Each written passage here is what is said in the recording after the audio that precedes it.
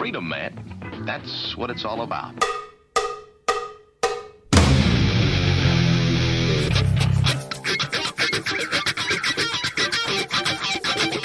You've got to groove on freedom, like the good book says.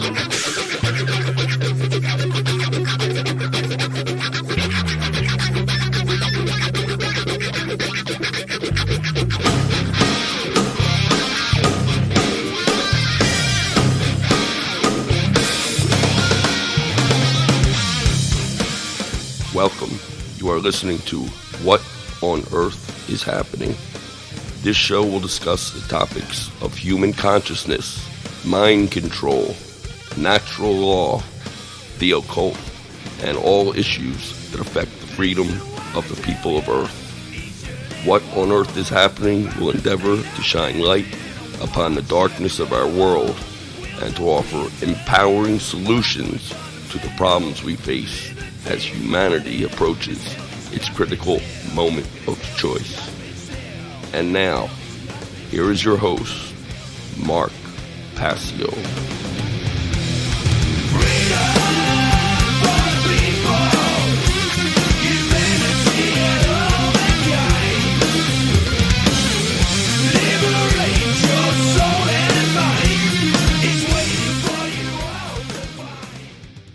Welcome one and all, you're listening to What on Earth is Happening here on Republic Broadcasting. I'm your host, Mark Passio. My website, whatonearthishappening.com. The network's website, republicbroadcasting.org. Today is Saturday, July 19th, 2014. This show is live right here on RBN every Saturday evening from 10 p.m. to 1 a.m. Eastern Time. That's 9 p.m. to midnight Central Time. We have a great show lined up for you here tonight. We are going to continue, of course, the Cosmic Abandonment presentation in its extended format. I'm going to be talking about the connection between the interference theory of human origins, as I term it, to the current human, social, and psychological condition. That's what we'll be getting into, as we have been for the past several weeks, and we will be probably for the next several weeks on What on Earth is Happening. I will be taking your calls in hour number 3 tonight. So for anyone who's interested in getting into the call queue, I'll give the call-in number here at the top of the show. The call-in number to join us on What on Earth is Happening, 800-313-9443. Once again, the call-in number to join us in hour number 3, 800-313-9443. I have just one quick event announcement. I'm going to be giving a big all-day seminar called Demystifying the Occult on Saturday, October 4th, 2014. An all-day seminar from 9 a.m. to 8 p.m. at the Manchester History Center at 175 Pine Street in Manchester, Connecticut. The zip code is 06040. Here's the description of the seminar. Mark Passio, the no-nonsense teacher of streetwise spirituality, will take his guests on a journey of exploration, examining the world of the occult and its symbols. What exactly is the occult? Why should you know about it? What kind of knowledge comprises the occult? Who possesses such knowledge and how do they use it? How is occultism different from mysticism? What can the secret language of symbolism communicate? How is symbolism being used in our everyday lives?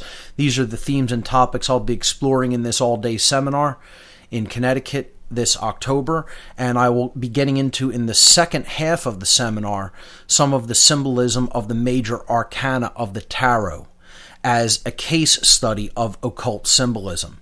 Advance tickets for this all-day seminar, only a $25 donation. To order advance tickets, you can send a check or money order payable to Arthur Capozzi, that's Capozzi, at 500 Monroe Turnpike, Suite 142 in Monroe, Connecticut, Monroe, Monroe, Connecticut, 06468. At the door tickets, a $30 cash donation if you choose to get your tickets at the door on the day of the event. Once again, Saturday, October 4th, 2014, all-day seminar, Demystifying the Occult in Manchester, Connecticut. Hope to see you there. So that's the only event announcement I have for today. I'll jump right into the material. I want to direct everyone's attention, as always, to the whatonearthishappening.com radio show page, where during the live broadcast, there are always images for tonight's show listed in numerical format. You can click on the numbers to bring up that slide. During the presentation tonight, I'll try to do my best to always make sure that as I move on to a new slide, I tell you the image number so you know what number slide to click on to bring up the slide that I'm talking about in a little slideshow format on the website. When the show is not live, of course, these images are always posted with the podcast. Tonight's show will be podcast number 163. Okay, so last week we ended on slide number 86, I believe, or if we had moved slightly further from there, I'm not exactly positive. I believe it was slide 86. That's where I'm going to pick up from tonight. So we were talking about the megalithic sites throughout the world and how human technology could not actually duplicate much of the ancient stoneworks, the megalithic building that has been these structures that have been built in pretty much just about every culture on the earth, on every continent. And these sites are often upwards of over 10 or 12,000 years old, and in some cases even older than that. And they are built in a way that modern humans would not even think of building or choose to build. And again, in most of the cases, we could not duplicate the building structure, the building technique with modern technology that we have available at our disposal today. Slide number 86, we were talking about Sacsayhuaman in Peru. And it's a temple complex with some of the stones there reaching weights of almost 200 tons. You could see a huge megalithic block in the image in slide number 86 there to the right of that child. And you could see the completely unique architectural building style that was done with these stones, almost as if they are somehow morphed or melted into position, where they're not cut as blocks, but they are just have very irregular shape and are so tightly fitting that you could not insert a human hair in between these stones. They fit so perfectly together in all dimensions. And it's just something that we would be very hard-pressed to duplicate today. And when archaeologists and anthropologists are asked, well, why did they choose such a building style? They say to make it earthquake-proof. And I really don't personally buy that as an argument. That may be one of the side effects or side benefits of building with this style. But I think it was they built this way because the technology that they were using actually afforded them to basically take the stones and just make them fit up against each other in irregular shapes like this, because I feel that they were using some kind of molecular technology to actually melt stone, okay, to actually make it supple and be able to be formed literally like clay almost. And so they didn't do cutting with this type of a technique, as far as I'm concerned. These stones don't even look like they're machined in many cases, as you see machining techniques on other sites, which we're going to look at a example of clear machining when we get to slide number 90, Pumapunku in Bolivia. But to go back to Sacsayhuaman, we were talking about more famous sites like the Great Pyramids of Giza, of the Giza Plateau in Egypt, just outside of Cairo, where some of the largest stones in the foundation are upwards of 400 tons. And in the structure, you have some stones that are 50-ton blocks, like the stones that are above the king's chamber. Whereas most of the stones are probably around, 2 to 4 tons in the Great Pyramid. You have ones that are 50 tons in the structure, and you have ones at the very level foundation that weigh in at around 400 tons. We will pick up this discussion on the other side of this break. Ladies and gentlemen, you're listening to What on Earth is Happening. We'll be right back.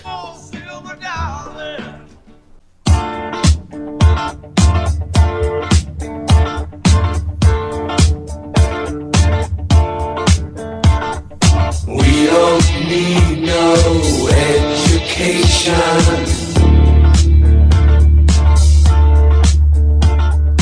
We don't need no thought control. No dark sarcasm in the classroom.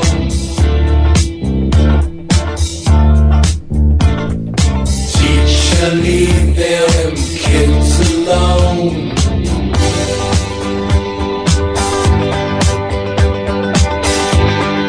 Hey!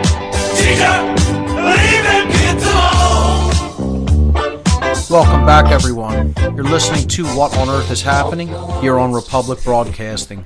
I'm your host, Mark Passio. Tonight we're talking about Cosmic Abandonment, a presentation that I gave back in December of 2013, talking about the connection between the interference theory of human origins, or in other words, the origin of humanity, as directed by non-human entities that came to this planet thousands of years ago, in connection with the current human condition, socially, psychologically, spiritually. And we're talking about how a lot of the structures that have been discovered from the ancient past really can't be duplicated by modern technology. And, we looked at last week some of the more prominent of these megalithic structures, like the Great Pyramids of Giza, the Stonehenge Monument in southern England, Machu Picchu in Peru, and we were talking about Sacsayhuaman in Peru, outside of Machu Picchu, where some of these stones look as if they are somehow molded into place like clay. It's really amazing. I've never been there myself, but it's someplace I would hope to visit at some point to just look at this amazing construction. If we move on to slide number 87, we'll see an unfinished block. Well, it may be a finished block, but it's an unused block, essentially. This is just outside of the Baalbek site in Lebanon, and we'll be talking about Baalbek in a couple more slides. But this block doesn't look like it was ever put into place. It was probably being quarried or moved, and it was abandoned here for some reason, maybe because it had maybe some type of a structural defect. But you could clearly see a machining line on the front end of the image, just in front of the gentleman who's standing on this monstrous block that weighs it's estimated to weigh over 2,000 tons. Now, 2,000 tons, that's 2,000 times 2,000 pounds. That's 4 million pounds that this block is estimated to weigh. I mean, first of all, who would even think of cutting out a 4 million pound block? Okay, why would it have to be a single stone? Because there's something regarding the kind of technology that they are using that has resonance with large amounts of stone that is intact and not broken into smaller amounts of stone. They wanted to use megalithic stones for a particular reason regarding resonance and energy. And I can't tell you what that exactly is, but it just makes so much more sense. Why would they go through the immense trouble of keeping a single stone intact and moving it across distance to place it into place? And when we look at Baalbek, we'll see that there are stones at Baalbek that are almost this large. I mean, some of the stones at Baalbek are estimated to be over 1,200 tons or 1,400 tons. It's absolutely unbelievable. It's an amazing place, and they say it was built by the Romans. The Romans the Roman Empire moved blocks this large when we couldn't do it with our largest cranes today. Just to erect a temple to their god, one of their Olympian gods. So it's just none of the classical explanations by modern archaeologists and anthropologists really hold any water, because they never really explain not only how they did this, but why. Why would you see everywhere else they didn't build with techniques such as this? Why at these particular locations? Because they didn't really do it. They didn't do this. They used what was already there and built a temple on top of it, which you can clearly see has completely different architectural construction techniques. That is not in this megalithic style. They were using what's already there and building on top of it. So, because this is the site that was given to them by their gods, that they worshipped as gods in the ancient past and the more distant ancient past, and then they just use those to venerate those gods and build right on top of it. So the next slide number 88, is of the Osirian temple in Egypt. And this temple is erected to the solar deity Osiris, one of the creator gods in the ancient Egyptian pantheon of gods. And again, you can see in this image, and you'll once you start to study this topic, you'll see this kind of theme play out over and over and over again when you study some of these ancient construction, megalithic construction sites and building techniques. You'll see a layering effect always, where the largest stones, not just because of weight purposes, but because they're the oldest thing that's there. They're at the lowest geological area, okay? They're at the oldest level of building, okay? Are the heaviest and largest stones built in the megalithic style. And then on top of that, at a much later date, newer stones are placed, and they're always much smaller, okay, much more numerous because they're smaller, okay, and they're always built with less precision, more space between them, often with mortaring techniques of some kind instead of the mortarless construction that you see in the megalithic sites, the ancient megalithic sites. And I would suggest this is because there are not only different building techniques, they are different builders. They are not the same builders as these older architectural sites. So here we clearly see it in the Osirian temple. You could see the largest blocks at the base of this structure at the very bottom, and in this place that is now essentially an aquifer of some kind, or like there's water flooded into this temple. Some of these blocks weighed upwards of 60 tons in some cases, or estimated to be approximately 60-ton megalithic blocks. There's also, at this particular temple, I don't think you could see it too clearly in this image, maybe if you bring the brightness or contrast up, but I'm not even sure if it's taken at this angle where you can see it. There is some sort of an etching that is burnt at an atomic level into one of the blocks, and it is a sacred geometrical pattern known as the flower of life. Again, it would suggest that there's some type of resonance or underlying energetics that have to do with these blocks, and the reason that they were constructed out of single pieces of often very hard stones like granite to somehow provide some sort of an energetic resonance field, okay?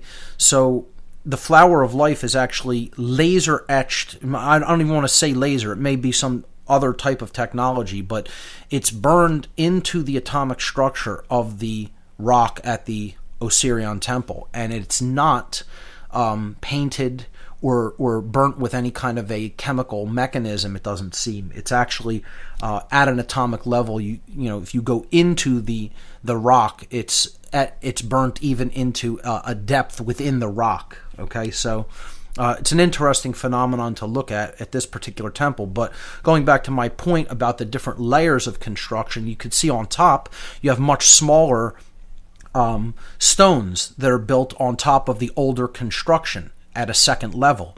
And clearly they weren't made with the same level of precision and are often, not still standing, and they have been affected by time and weathering and earthquakes, etc.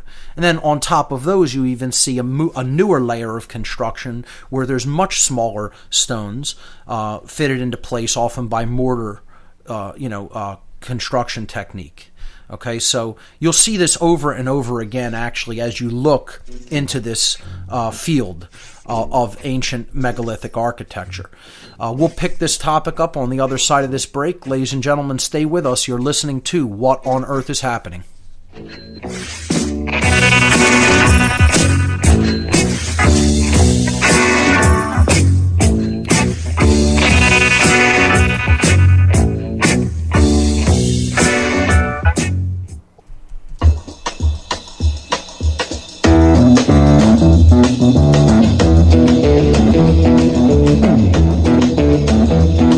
know the day destroys the night, night divides the day. Try to run, try to hide, break on through to the other side, break on through to the other side, break on through to the other side, yeah. And we're back. You're listening to What on Earth is Happening. I'm your host, Mark Passio. Tonight we're continuing the extended version of the Cosmic Abandonment presentation. It's all about the connection between the interference theory of human origins and the current human condition. We're looking at megalithic sites and how, in many cases, we can't duplicate the technology of the ancient past, even today, with all of the modern technological advancements that humans have achieved. We were on slide number 88 talking about the Osirian Temple and the Flower of Life sacred geometrical pattern that is quote-unquote laser etched into the atomic structure of the rock at that temple. And we were talking about the layering effect that you often see when studying the megalithic construction sites, that you'll see the largest megalithic and oldest megalithic construction techniques that are mortarless at the bottom, often built on top of by another culture that came along after the original civilization that had built the original site had been long gone, and built on top of it with smaller construction that was less stable and sometimes used mortar, but more likely than not still used a mortarless construction technique, but clearly not as advanced and not capable of moving such large stones into place. And then usually on top of that, by thousands of years later, a later civilization comes along and builds on top of that with a much less refined technique, usually using mortar to hold the stones together. So you'll see this repeated over and over endlessly as you kind of study this entire field. Let's move on to slide number 89. And this is the Temple of Jupiter, as they call it, from the Roman Empire times. But before that, it was known as Baalbek. That's Baalbek. And Baalbek is, of course, was a site that was built to the god Baal. Baal was an ancient Canaanite deity, an ancient Phoenician Canaan deity.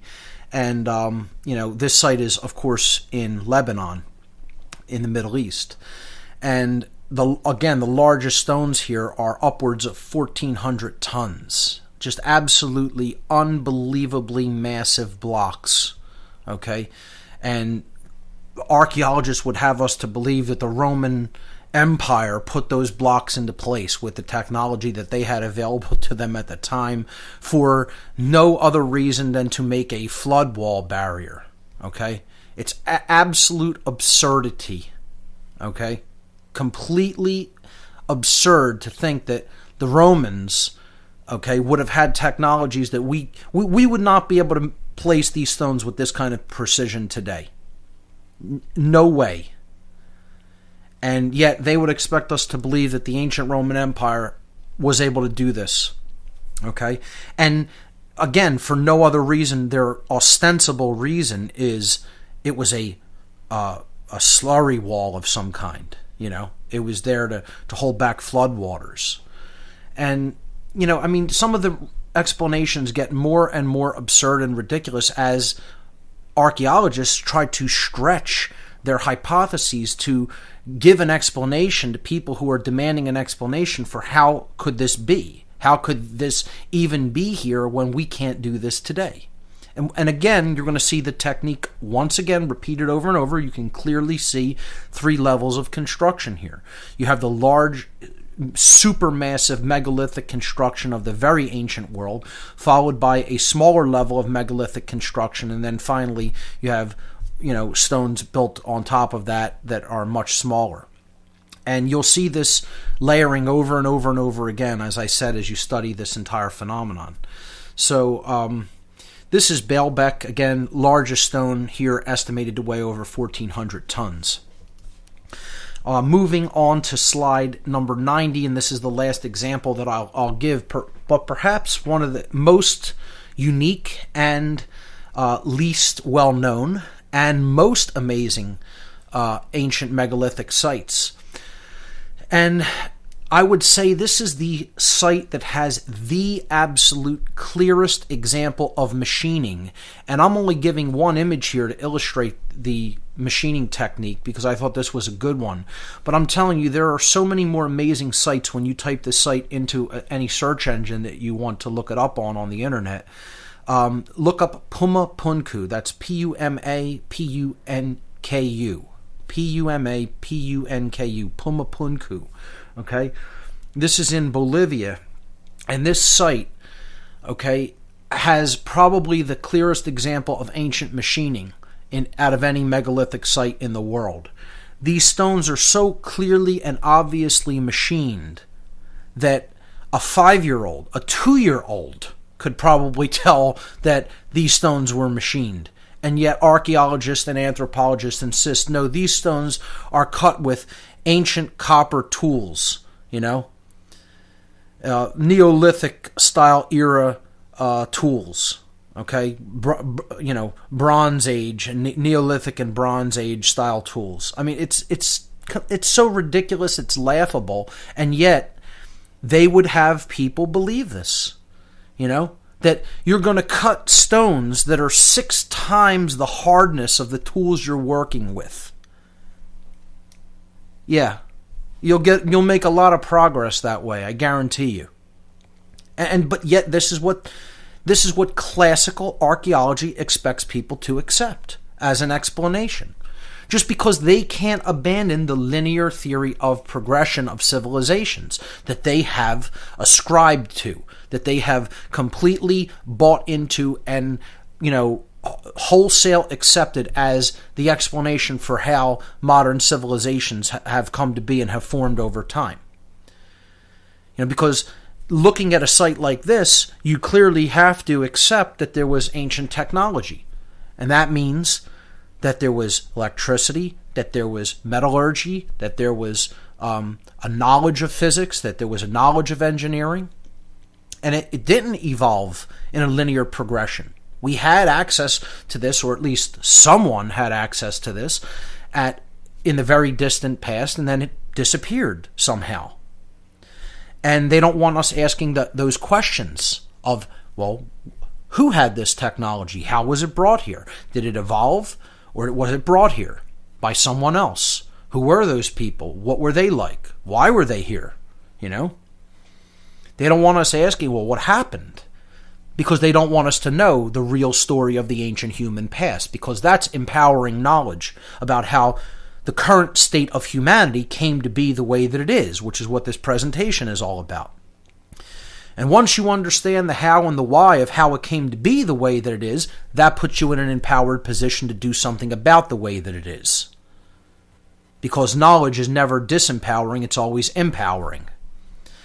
Now, if you look up some of these, first of all, this shot is just an absolutely amazing example of clear machining in the ancient past. These stones are clearly not carved. Anyone who looks at that and says those stones are carved and not machined, I feel sorry for you. I'm not even going to attempt to somehow scientifically refute that contention that these are carved stones and not machined stones.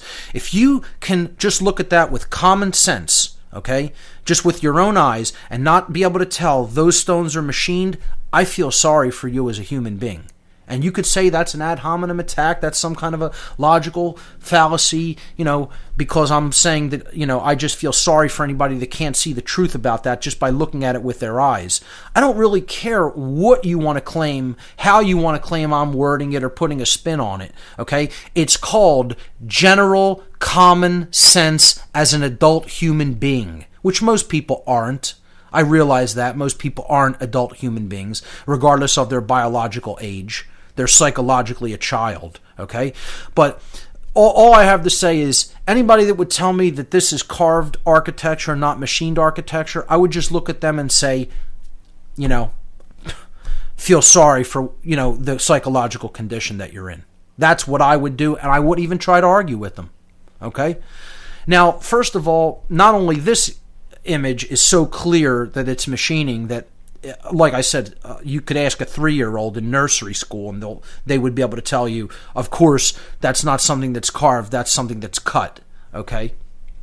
But if you look up Pumapunku on the internet and just get some images, even if you just go to something like Google Images or something like that and just look for images of the site, you'll see there are blocks with drilling holes in them that literally have clear examples of drill holes done with large drill bore type technology drilled through it, and yet archaeologists would still try to blow smoke up people's rear ends and tell them this was somehow done with some type of a punch tool or some type of a carving tool.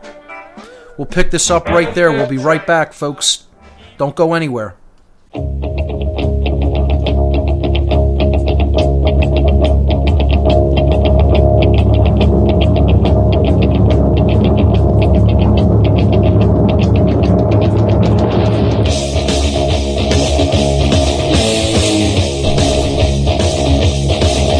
Welcome back, everyone. You're listening to What on Earth is Happening. I'm your host, Mark Passio. We're continuing with the Cosmic Abandonment presentation. We were on slide number 90, which is an image of Pumapunku in Bolivia.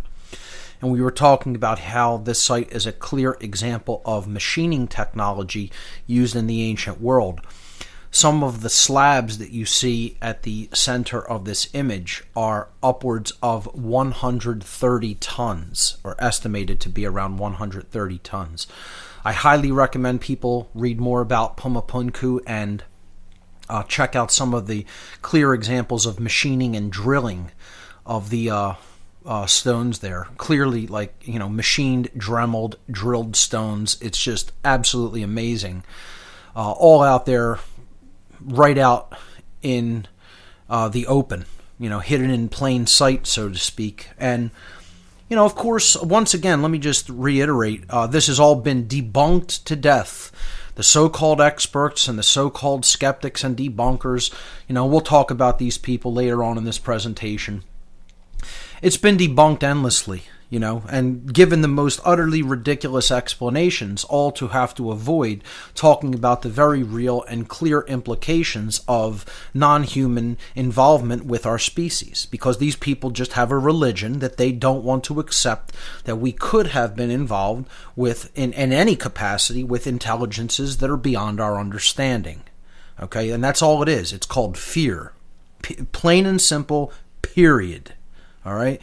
These people will invent things that are completely absurd to just try to take the focus of people's attention away from that general hypothesis, to not ever even consider it.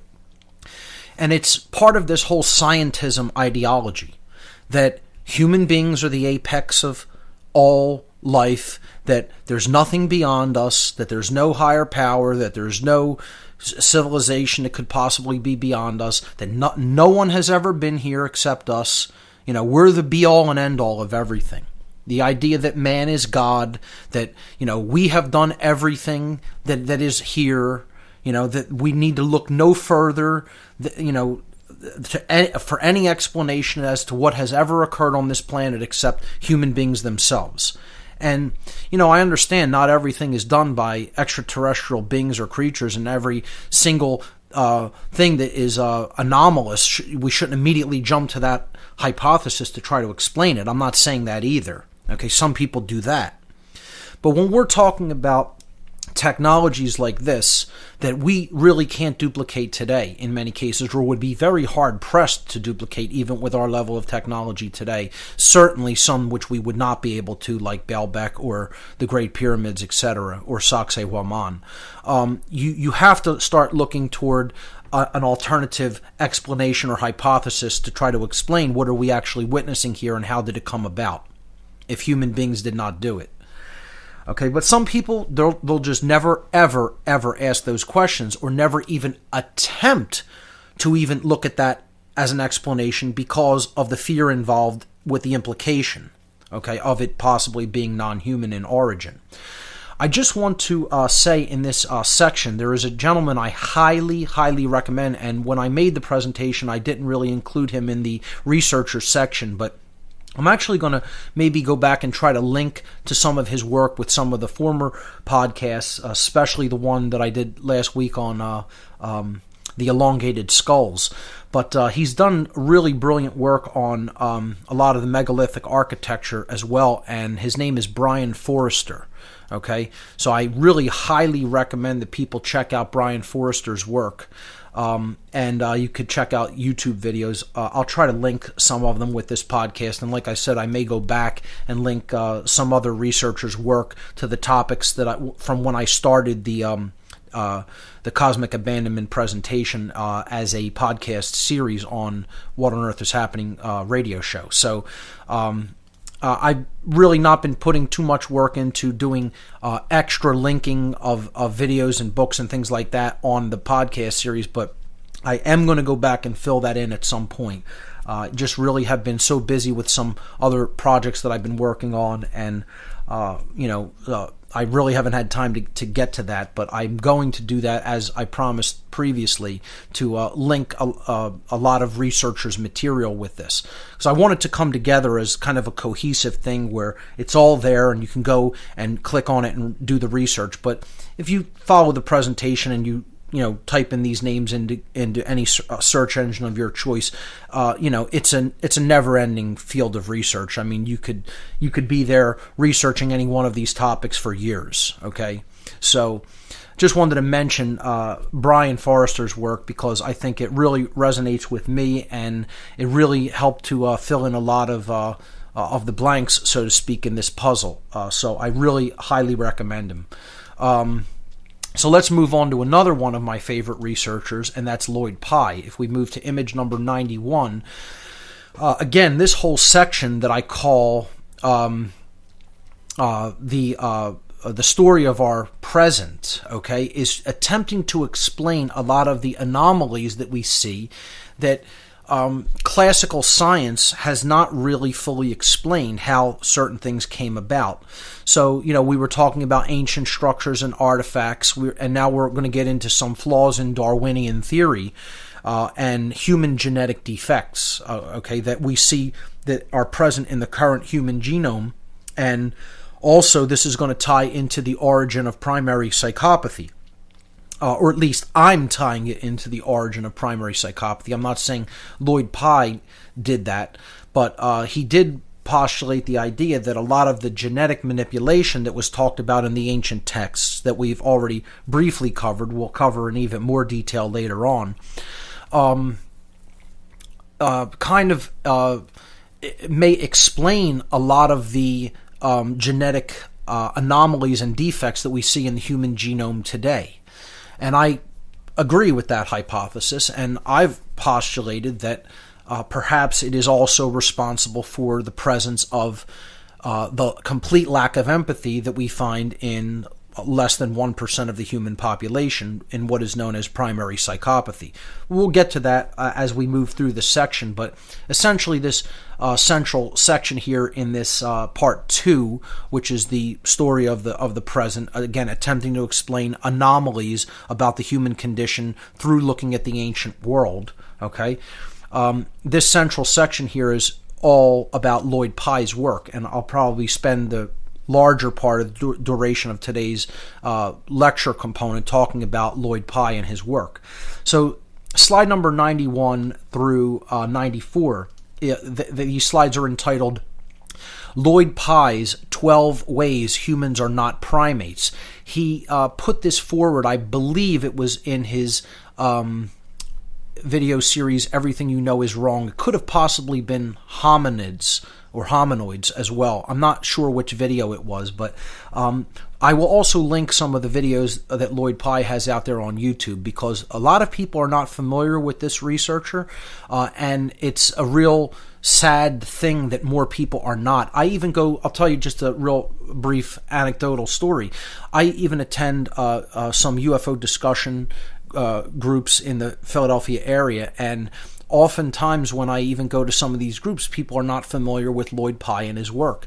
And I say this is one of the central researchers in this entire field of connection to non-human intelligence that people really need to become familiar with and really deeply look into all of his work. Not just some of it, all of it. Okay? Not only the material on the Star Child skull, which is very fascinating and very supportive of this entire theory, okay? But you really have to look at his work on our genetic manipulation, because that's the real focus of his work, of the intent of these beings that were here with us and what they actually did to the human species, okay? And how, this punches tons of holes in Darwinian theory and, exposes it really as the religion that it is, okay? Just like creationism, we've gone through this whole dialectic between creationism and Darwinian quote-unquote evolutionary theory before on past shows. And again, I subscribe to neither one of those worldviews, because they're both imbalanced worldviews that are essentially based in belief, not the actual real evidence, okay?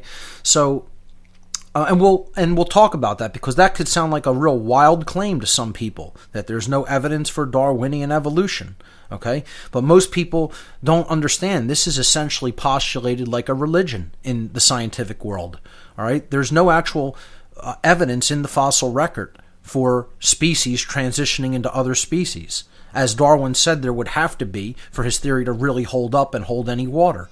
And yet these transitional species, their fossils have never been discovered. We'll pick this part up on the other side of the break. Stay with us, folks.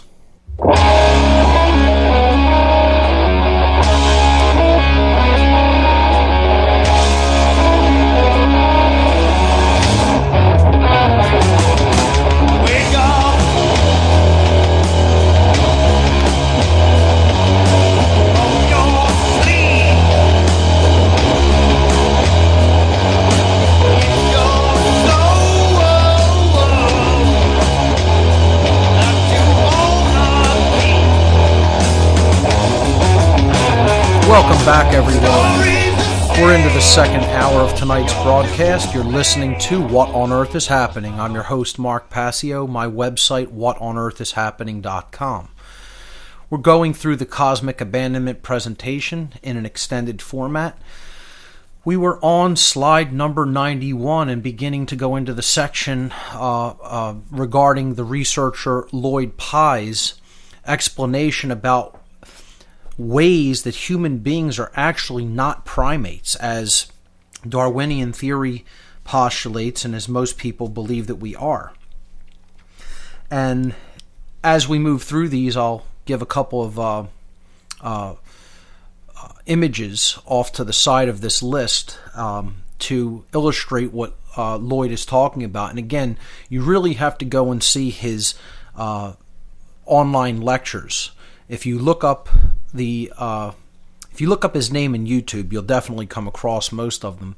The three main ones are An Evening with Lloyd Pye, Everything You Know Is Wrong, and Hominids or Hominoids.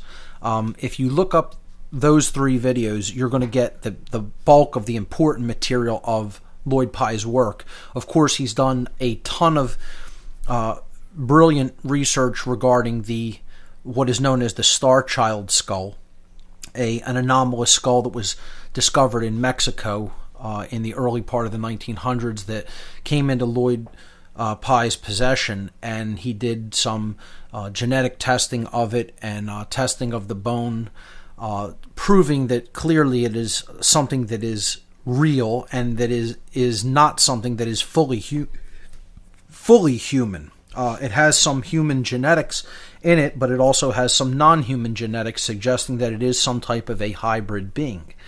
So that's what Lloyd is mostly known for, is the Star Child skull, but really his even more important contribution to the ufology field in general, I would say the human origins field, is his information about the ancient human past and how human beings came to be in the situation that they are in now. So let's look at this section called Lloyd Pye's 12 Ways Humans Are Not Primates. Number 1, human bones are much thinner and lighter than primate bones. So right here in this image on the left, you see two comparisons between human bones and primate bones. You see a finger bone of a primate on the very, very left-hand side of the image in the inset image, with the two bones being held on the person's hands on their fingers. And then you see a human finger bone, which is so much thinner and absolutely less dense than a primate bone. You see a femur bone, which is the major part of the leg, the upper leg or thigh bone, okay, on the right-hand side of this image. And you could just see drastically the difference between the density of the bone. Okay, a human being's leg bone is just much more hollow and has less density of bone. It's much lighter. The overall construction of the bone is just weaker, and in many ways, many people would say that is a inferior design to the original primate. And if evolution is supposed to improve on design, it would seem like it didn't do a very good job in this instance. Some people will say, well, that increases speed, and yeah, that's one thing, but really, strength and overall durability is so weakened, and that becomes a being that is actually much frailer and less strong, much weaker than a primate. That's why you would not want to get into one-on-one, hand-to-hand scuffle with any kind of a primate, because more likely than not, you will lose big. Okay, they're so strong they can actually tear you limb from limb, literally tear you apart. And I'm not saying that figuratively. I mean literally rip your limbs apart. Because that's how strong their musculature is, and their bones, and then the connective tissue and the ligaments, and between those bones, just it's unbelievable strength that they possess. So, people look at them as just in many cases herbivores and creatures that just aren't very dangerous, when in fact primates are some of the most dangerous animals when it comes to if you got in a confrontation with them as a human being. So the bones are not even in the same class, and we will in a later slide look at how there are absolutely zero bones in the human skeleton that are shared with any primate that has ever been discovered. Zero. There's no same bone, no transition where there is a half human, half primate with any of the same bones at all, ever discovered, and no archaeologist or anthropologist will even debate that. Okay? And if anybody has any archaeologists or anthropologists that would even debate that, then they should bring the evidence forward and show it. There is zero bones that have ever been discovered that are shared between a human and a primate. No transitional species, not even one bone in a transitional skeleton ever unearthed. And you know what? There probably never will be, because as we're going to show through this presentation and through Lloyd Pye's work, I feel clearly shows human beings aren't primates, and we didn't come from this so-called common ancestor and then turn into a new species. There may be genetic material from the primate in the type of species that we are, And I feel that it is mixed with yet another type of DNA that came from elsewhere to create who we are. So I think we are a hybrid of a primate and another species, hence a completely different species with no shared bones. Okay, no real true a common ancestry, because it's a disconnect from that earlier lineage. I'm not saying that perhaps over vast swaths of time, primates may turn into more advanced forms of a primate being and eventually evolve to become something more than what they are now. But I don't think that's what happened in the case of human beings, personally. Okay? So let's move on to the next point in this 12-point of the ways that human beings are not primates as put forward by Lloyd. The muscles of a human being are 5 to 10 times weaker. Well, of course, if you have bones and connective tissues and ligaments and joints and cartilage, etc., that are all essentially much less dense and weaker than in a human being, the muscles are also going to be weaker because that's what's connecting to those bones. The musculature is going to be a reflection of what type of bones really they're going over. And, of course, human beings can work their musculature and build it up as well to become somewhat stronger, but you're never going to arrive at the inherent innate strength of a primate. Okay, so we're all weaker than primates, essentially. 5 to 10 times weaker, as he's saying in many cases. Human skin is not well adapted to direct sunlight. And, I'll go beyond this and say human beings aren't well adapted to planet Earth, period. Not only to direct sunlight to the type of star that our planet orbits, but we're not suited to the entire outdoor aspects of nature. Okay, which is why we developed clothing and sheltering and domiciles, houses, etc., and other technologies to keep us sheltered from the elements, whereas many other animals do not need to do that. They can survive in the wild. They can survive out in the open. So he's saying that our skin is not well adapted to direct sunlight. We burn easily, whereas primates do not. We'll continue this list on the other side of the break. Ladies and gentlemen, you're listening to What on Earth is Happening. Stay with us.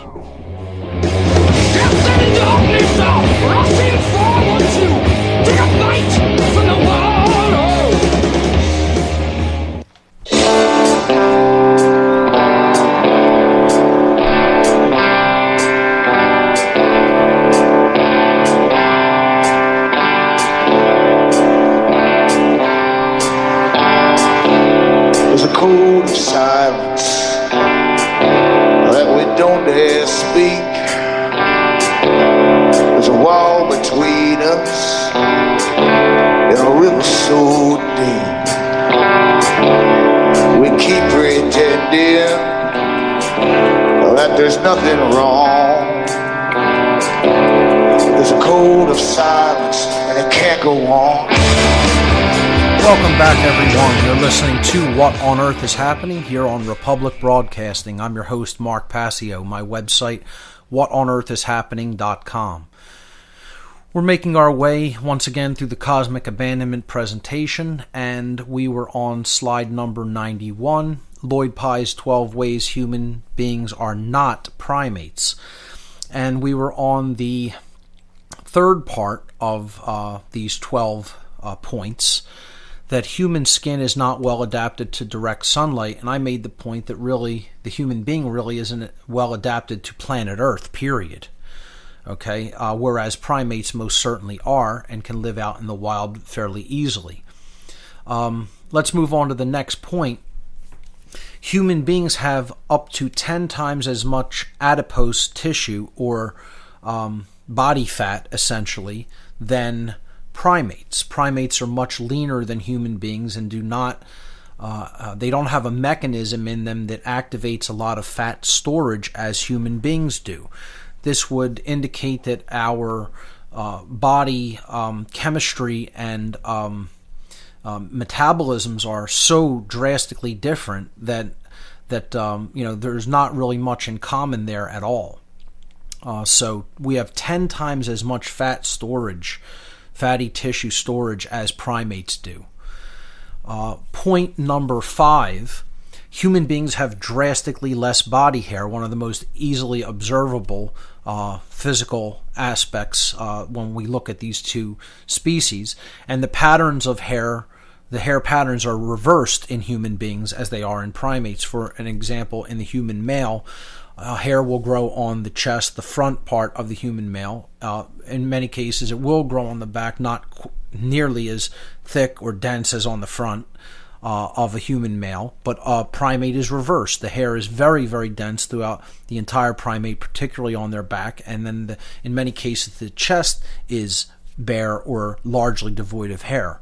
So overall, human beings have drastically less body hair, much less dense patterns of body hair, and the hair patterns are reversed in almost all the cases with a human being versus a primate. Point number 6, the head hair and nails must be trimmed. Okay, so hair and nails on a primate really don't ever grow longer and longer and longer as the being lives. This would suggest that's a completely different genetic mechanism at work in the primate than in the human being. You know, there's examples of people don't trim their nails, they could, become literally over a foot long or more in some cases. And hair, of course, will grow and grow and grow as well. Not indefinitely, but, up to a point. And whereas primates don't need that kind of trimming done, their hair will just not grow any longer. It's like basically the coat on a dog. Okay. So that's point number 6. Point 7, the skulls and brains are completely different. I'm going to take a little bit of time on this point to go to slide number 92, where all the same text points, bullet points are listed, but the image was changed here in the presentation to be a representation of a 3 different hominoid type creatures. We have like the Australopithecines, and then we move up to a later hominoid that is allegedly an ancestor of human beings, and then we go to modern Homo sapiens on the right. And Pi, in his presentations, constantly shows people that when you line the skulls up like this, it becomes like a sight factor. It looks good, and it looks like it makes sense, and I could see they're similar, and then it's changing from one form to another. Of course, this is a technique that's used by Darwinian evolutionists to postulate and put forward their theory that we came from or descended from in some way the common ape or hominoid ancestor. Okay, but what Pi is actually saying is that there's very little similarity between these skulls. Okay, there's a huge jump to go from an Australopithecine skull to, for example, a Neanderthal skull or later a hominoid skull, and then there's just as big of a jump to go from something like that up to a modern human being. And you could see the ridges around the eyes, the brow ridges and the sloping forehead. There is no forehead, I'm sorry, the sloping skull that just goes right back to the cranial case, okay? And the plates of the brain casing, the skull casing. So there's these complete lack of a forehead. You see the protruding teeth. The teeth, the jaw comes out and away from the skull, so much more pronounced in the hominids than in a human being. You see that the face is set back, well back from the teeth, and it's underneath this huge the eye sockets are underneath these huge brow ridges that aren't present on a modern human being. The jaw is completely different. There's really not much of a chin on the primates, where there's a pronounced chin on a human skull.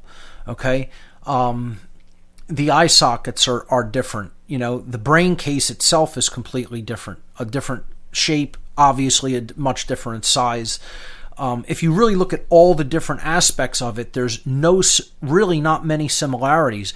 They may look visually along certain lines similar, but when you actually compare them, they're very drastically different. And that's what he's saying here in this point, that the skulls and brain are completely different.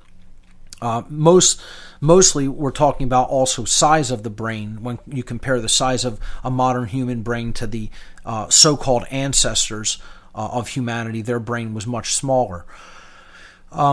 So that's what this slide basically is alluding to here, that the people who try to support the hypothesis of Darwinian evolution often arrange skulls like this to basically make it visually look like it's plausible that one species evolved into another. But the main thing to keep in mind here connects with slide number 94, which we'll get to in a moment, that there has never been one single bone shared found in a transitional species or skeleton that has been unearthed from the fossil record between any of these earlier hominid creatures and a modern human being.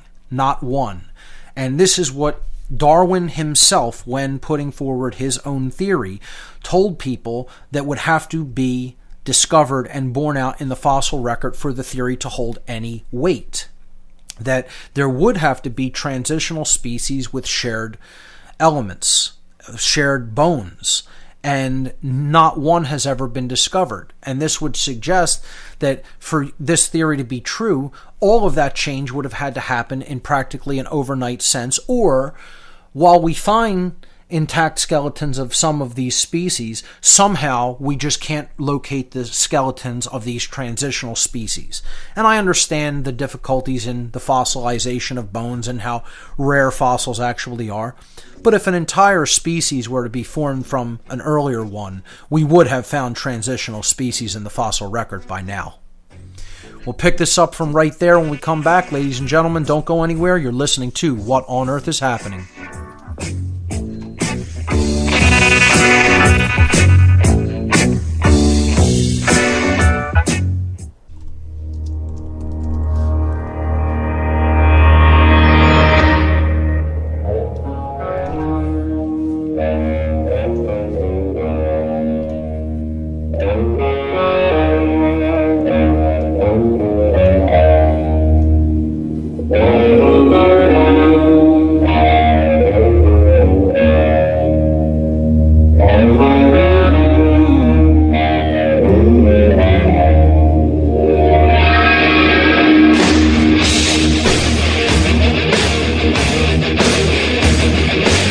Back, everyone.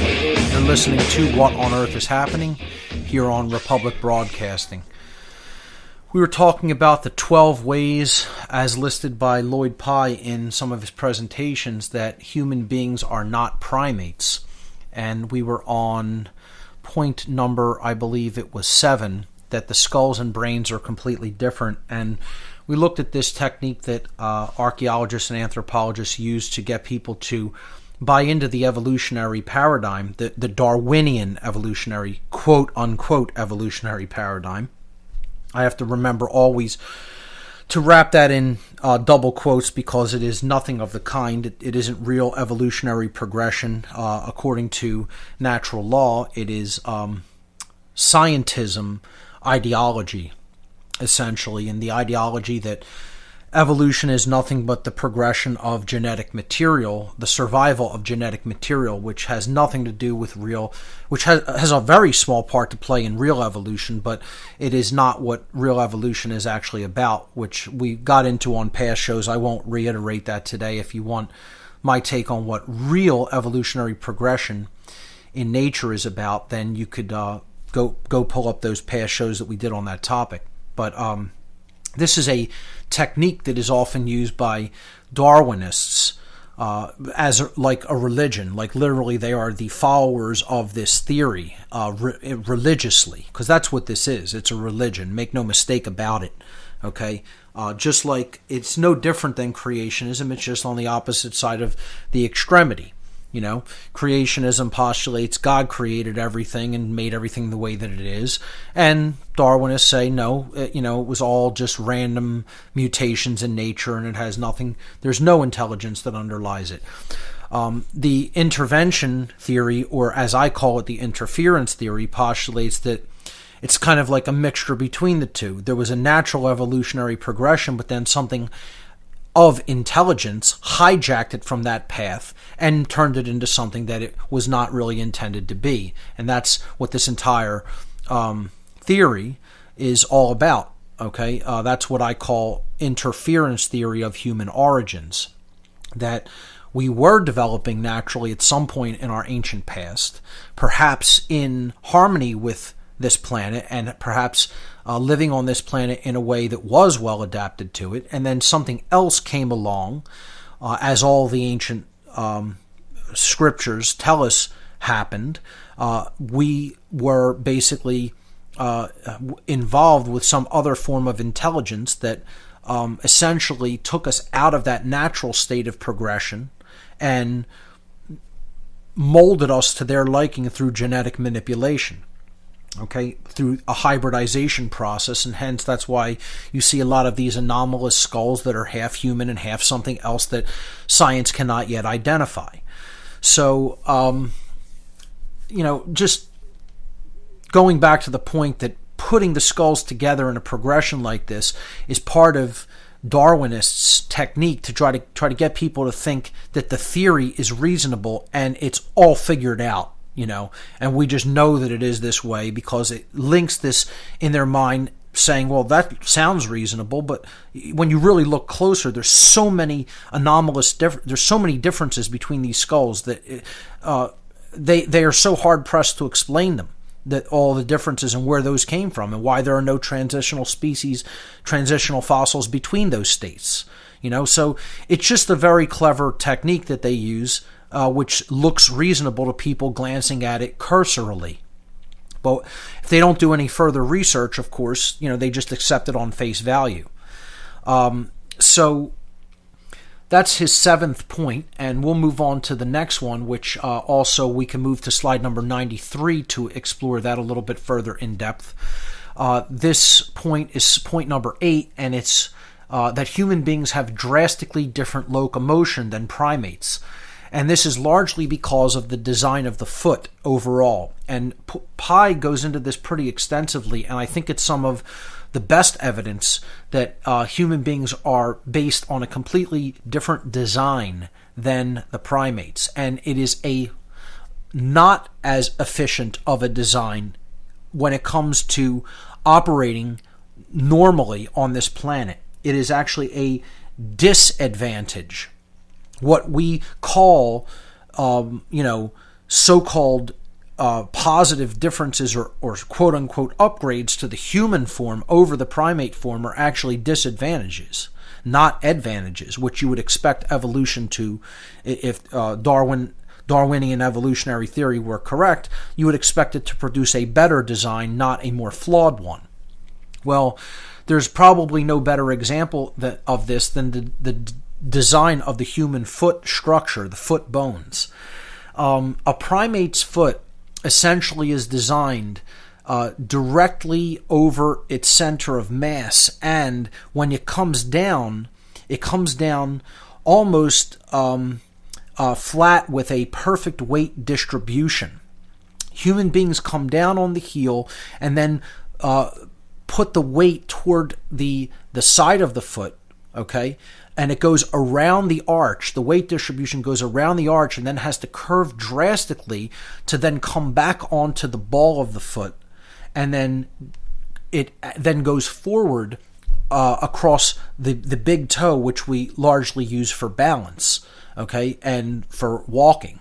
All right, so this is a completely inefficient design that has to curve the weight distribution of the being around the ball of the foot when walking.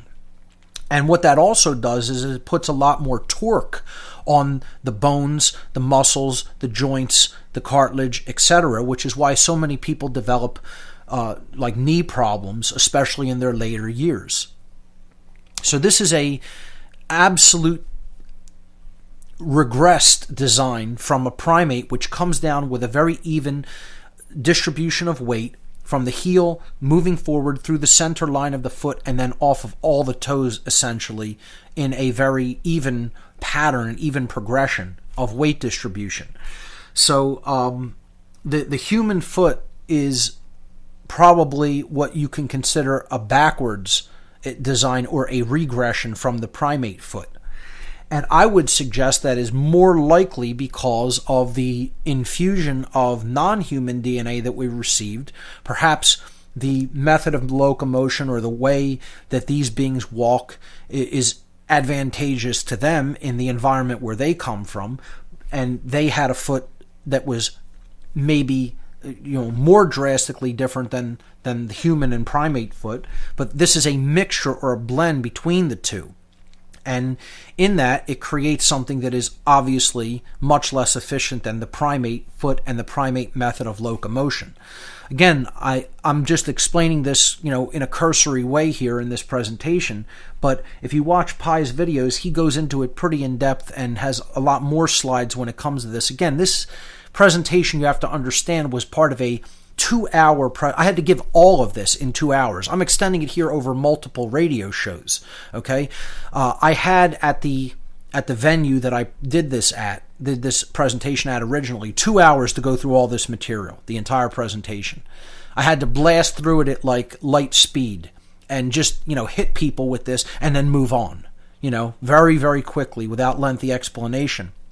Because, it was, cram as much information about how human beings' origins is not what we're told, and how it was related with non-human entities that didn't really care about us, wanted to control us, basically created us as slaves to do their labor, and then basically left us in this condition. Okay? And do that in 2 hours in a way that is convincing for people. Okay? Without having really done much research on their own on this topic.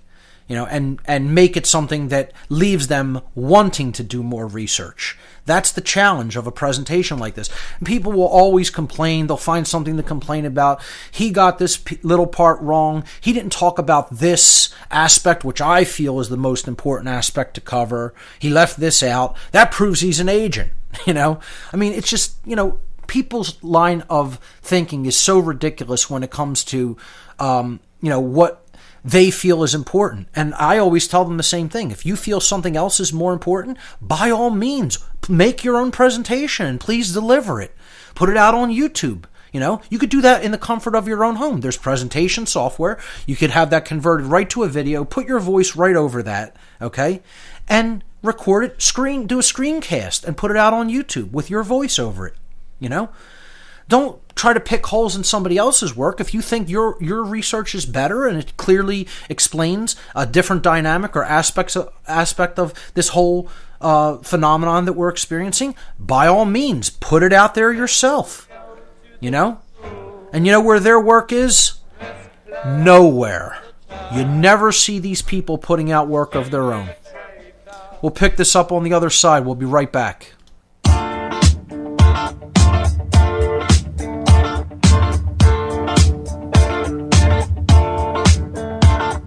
We don't need no education.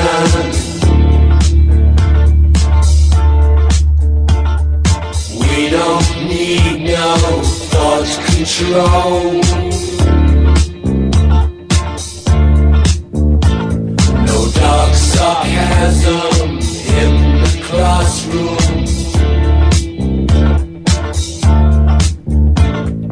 Teacher, leave them kids alone.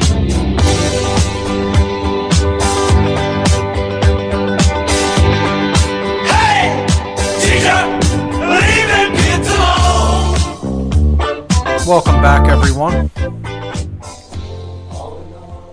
You're listening to What on Earth is Happening. We're going through the Cosmic Abandonment presentation. We were talking about Lloyd Pi's explanation of the 12 ways human beings are not primates. I'm going to be getting to your calls in hopefully the next segment. I'll wrap up this last segment of this hour by continuing the presentation. But if you have anything that you want to discuss, anything that you want to contribute to this conversation on human origins, or any other topic for that matter, never any taboo topics here. The call-in number to join us next segment, next hour, will be 800-313-9443. Once again, calls coming up in the next hour. The call-in number to join us, 800-313-9443. So we were talking about, the different ways human beings are not primates, and we were on bullet point number 8, which was drastically different locomotion. We had covered that and the design of the human foot as compared with the hominid foot. I highly recommend Lloyd Pye's videos for more in-depth discussion of that, and his books as well.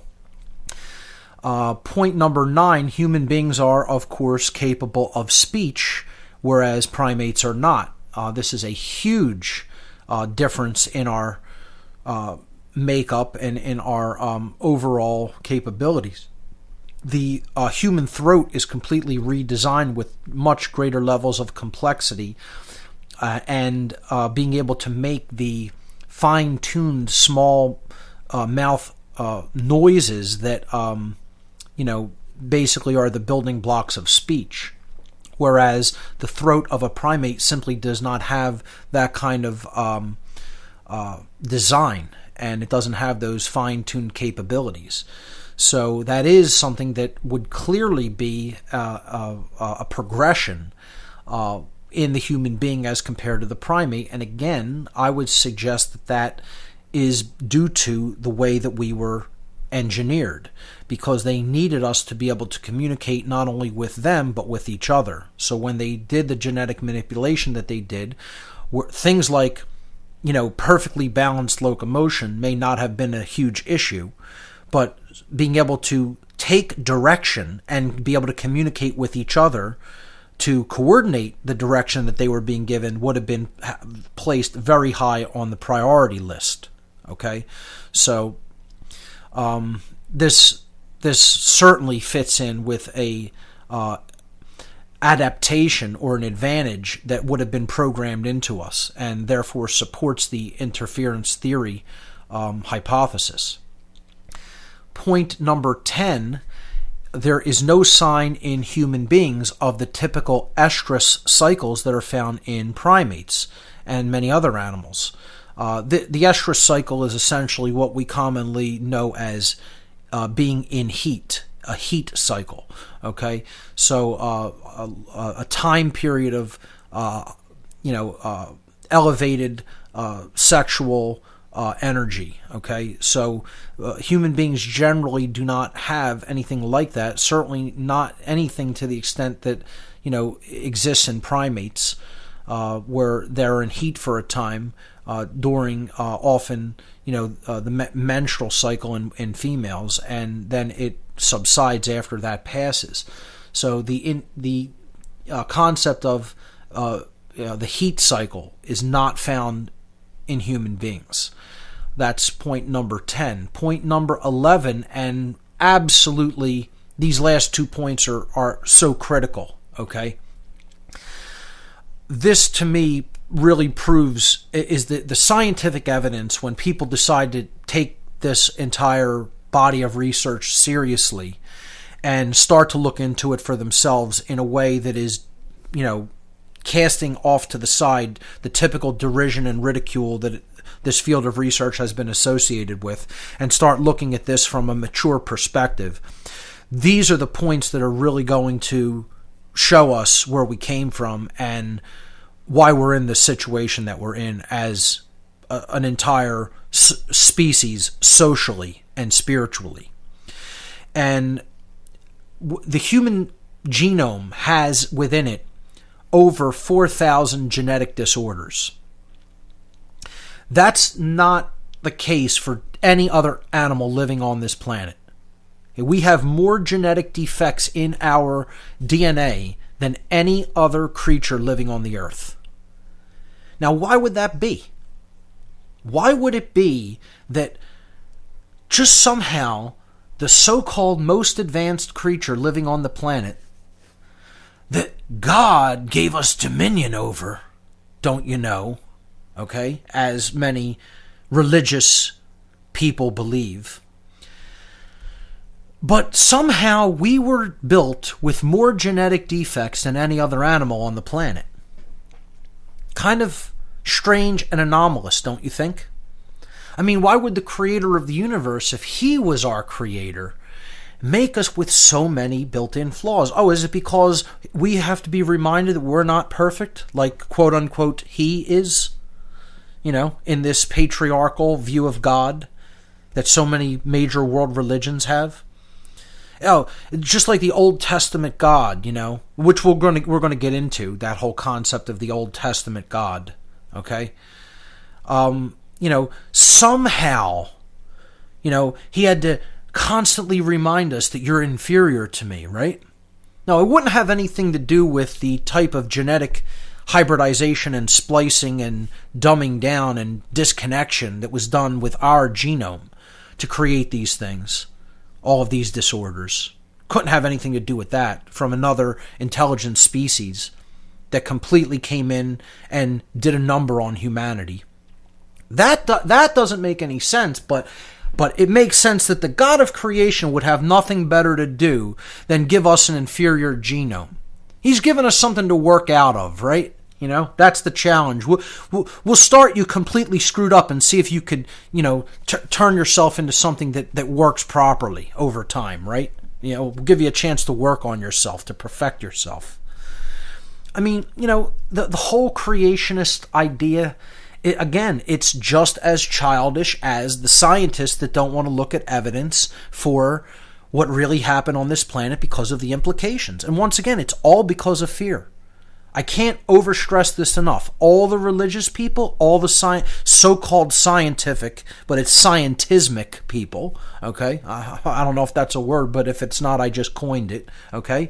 The people who are worshipers at the altar of scientism, just like people who are the worshipers at the altar of cultural religions of any type, no matter where they're located geographically or, you know, what God they, believe in. It's a child's mentality. It is a childlike mentality that doesn't want to look at the hard questions. Okay? What put 4,000 plus genetic defects in the human genome? Try to wrestle with that question and its implications. So does nature just do that? Oh, these are just random mutations. That's what? That's natural selection? That's how natural selection works? I thought natural selection selected the best from what was inferior. You know, but somehow it created 4,000 genetic disorders in our genome. You know, I mean, that's what Darwinists would have you believe. And creationists would have you believe God did this. For what purpose? To torment us? Or, you know, or just to remind you we're not as good as he, quote, he is. It's always a male God, you know? It's never a force. It's never some entity that is neuter or has no sex. It's always male, you know, in all the major cultural religions. You know, this is the thing that I think Pi's work really, it hit me like a oncoming freight train. You know, when I first started looking into his work, and he explained how these beings that were doing this genetic manipulation didn't care about what they were creating. They were going to use it as a tool and then cast it off, or be out of here and leave us to our own devices, which is essentially what I think they did, with some caveats. I don't think they just took off and there was no connection left, which we'll get into. But I'm going to leave the presentation there for this evening, and we're going to go to the phones on the other side of the break. We'll pick this up, the presentation, next week.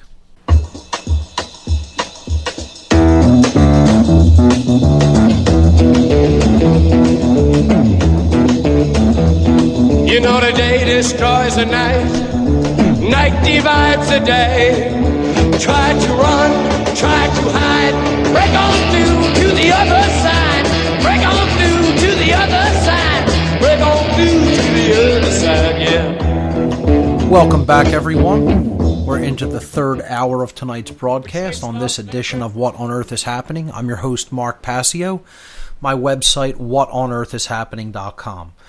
So I'm going to leave the presentation right there. We were on slide number 93 or 94, whichever way you want to look at it. We're going to move on to talk about the 4,000 plus genetic disorders in the human genome and how our number of chromosomes came to be the way that it is. This was already hinted at in the story of the past that we went over several weeks ago about the story of the non-human entities that came to this planet and performed the genetic manipulation that they did. But we'll get into some scientific evidence for this theory on next week's show regarding the human chromosome number 2 and how the genetic manipulation that was done could have not only created all these 4,000 genetic disorders, but that one of them may have been primary psychopathy in the human species. So that'll be coming up next week, and we'll go into other areas like how religions came about, how governments came about, how the worship of money and gold came about. All kinds of fun stuff to come about this story of interference with our natural evolutionary progression as a species, as spiritual beings in the physical world, having an experience here to learn and grow, and how that's been hijacked in our species. So for now, for the remainder of the show, I'm going to take your calls. The call-in number to join us is 800-313-9443. So let's go to the phones. Any comments on this entire topic are welcome. Anything that you want to add, anything you want to bring to my attention, any questions that you have, or if you want to go off into completely other areas, that's fine as well. So here we go. Let's hear from Phil in Oregon. Phil, you're live on What on Earth is Happening. Welcome. Hey, Mark, can you hear me? Yes, I can. Oh, good. All right. First of all, Mark, thank you from everybody who gives a damn. Thank you for your enunciation alone in your direct presentation style. And what else? Damn it, lost what I was going to say. That in your minimal use of profanity so you can reach more people, it's exquisite. I mean, you're brilliant, dude. Thank you so much. I mean, you did all the hard work on yourself so you can help others. And I mean, thank you so much, dude. Seriously, I appreciate that. It is a lot of hard work, and that continues even after you work on yourself. Really, that's when the hard work begins, because then you have to attempt to take information that is transformative to other people, and that is what is known as the true great work. So, I thank you for your gratitude in that regard, and I'm going to do my best to continue that and refine it even more. Same here, man. I'd take 1,000 bullets for you, brother. This is good stuff. Anyway, I remember you talking about people saying this whole alien perspective thing is, oh, this is bad, it's terrible, there's no hope. But for me, when you say that stuff, this is totally uplifting. I mean, this is empowering, because then it gives you such a higher perspective. And you can be like, oh, Johnny hocked a loogie in my chocolate milk. Those trivial issues go out the window, and Sure. then you can, take these bigger issues on board without, brush it off your shoulders. That's right. And what it really comes down to when you boil it all down is, would you rather know or would you rather remain ignorant? Even if the truth is ugly, doesn't knowing it put you in a more empowered position than when you were ignorant of it? Exactly. I mean, Yeah. It could be difficult for newcomers. It could be difficult for people that haven't yet gotten a very wide historical perspective of what's really going on here on this planet as far as the control system aspects are concerned. But I think, again, I stated as a caveat for going into this material, this is like for the mature class. This is like the AP class, okay? It's like this. Right. You have to understand this material after you understand the control system, because this explains how the control system got to be the way that it is. And it helps us to understand why we're so susceptible to this control system due to into our programming that is embedded in our makeup. Now, what I want to do later on is give people something to not be depressed about, but to have a little bit of, dare I use the term, hope, okay? I don't want to put people on the hopium drug either, okay? I want to give them a mature, realistic perspective. There is something that goes beyond all this genetic manipulation, and that is epigenetics. The realm of consciousness can trump any of the things that have been done to us, and that's directed by the human will and the human heart. And once you have aligned those forces, and you want to use those to propagate truth and freedom and higher level consciousness and love, no force in the universe can stop that. That's right. I totally agree. I mean, look at these psychopaths. They don't have the genetic potential capacity for love and empathy, and they're falling apart. They don't even mix their genetics with any other people. They're kind of like dogs in a way. They don't have mutts are stronger. They mix the bloods up, and they're actually creating more problems within their own bloodlines because they have this totally psychopathic desire to keep these traits, quote unquote, in the family, and it's not strengthening them; it's actually weakening them. It's actually a disadvantage. Their system is slowly falling apart, but it's going to take a whole lot more focused concentration toward knowledge and willpower and true care on people's part to really move us forward collectively, because we're just not there in numbers yet. But there's a small growing segment, a core segment of people who are really getting it, and they're going to take this information to other people in a more concentrated, focused, and distributed way as the years move on, for sure. Right. But we were chatting in your chat room area about natural law and how that ties in with these psychotic, they're kind of like, virus people, whatever you call them, how the natives took care of it. They just push them off the ice shelf or go hunting and they disappear, Right. Is that proper in natural law, since they initiated the violence with all this, the spiritual warfare on every level, food, air, water, thought, are we have the right to... I would say once violence is demonstrated and there's no effort on the part of the person who has conducted the violence to change their ways, or perhaps in the case with primary psychopaths, there's no capacity to change that. There is a natural defensive aspect of natural law that states that you can deal with that in a physical manner. And, I'm not telling anybody to just go identify a psychopath and take them out of existence. I'm saying that at some point humanity as a whole has to understand that we have the right to deal with the beings that would dare to take our rights away physically if required to do that, if they will not back down and allow us to exercise our natural rights and be free. At some point your freedom has to be taken. If it's attempted to be taken by someone else, you have a right to physically take it back. I don't know how much more clear I could be about that regarding where I stand regarding that dynamic. But it's certainly not the New Age idea of just let everybody who's doing evil run rampant because we think they could all be, reformed in some way with words, because it's just not true. I mean, from a mature perspective looking at it, okay, you can mitigate that to a very huge extent in consciousness, but there's still going to be people who are going to act out in a violent way. Until we actually identify where psychopathy really comes from in the genome and possibly develop a way of dealing with that in the genome itself, or until we become so conscious and we mitigate that to such an extent that is actually worked out epigenetically out of the genome. Okay? Until that is no longer in the human genome, we're going to be dealing with that dynamic, and I say there is always an inherent right to deal with it physically. So that's my answer to that question. Really great points, Phil. Thanks so much for the call. Ladies and gentlemen, we'll continue with your calls on the other side. Stay with us.